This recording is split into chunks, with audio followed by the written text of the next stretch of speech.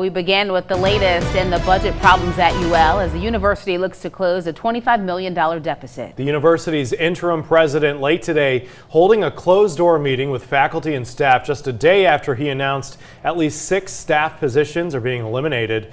News 15's Scott Brazda was in the room for that meeting where UL's top administrator emphasized more reductions are needed to avoid heavy layoffs.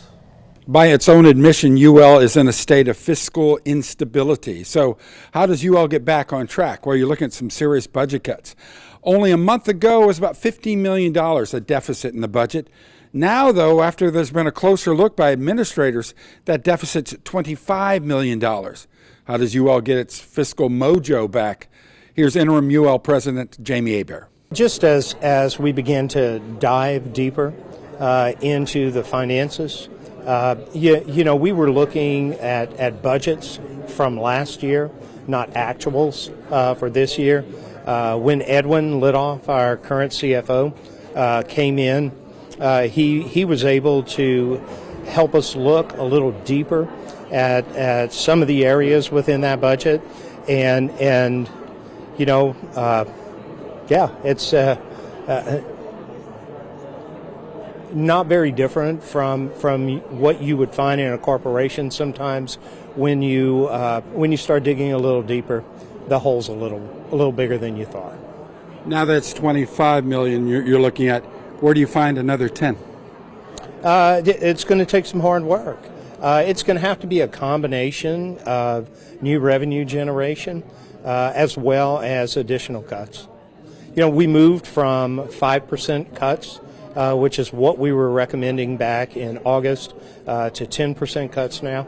And the vice presidents have hit those numbers. We still have some work to do. You have a lot of human employees. What are you looking at in terms of cuts? I know you made some yesterday, and even those 6 seem to really touch you. Yeah, unfortunately, when you're in situations like this and dealing with deficits as large as we're dealing with, the human impact is going to be real, and we would be hard-pressed to hit that next $10 million without additional cuts in staffing.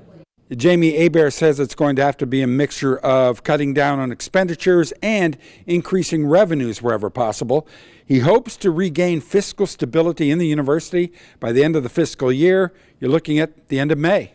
At UL, with videographer Tyler Clement, Scott Brazda, News 15. As part of the push to save money, UL is ending its lease of extended stay hotel rooms booked to accommodate overflow housing for students.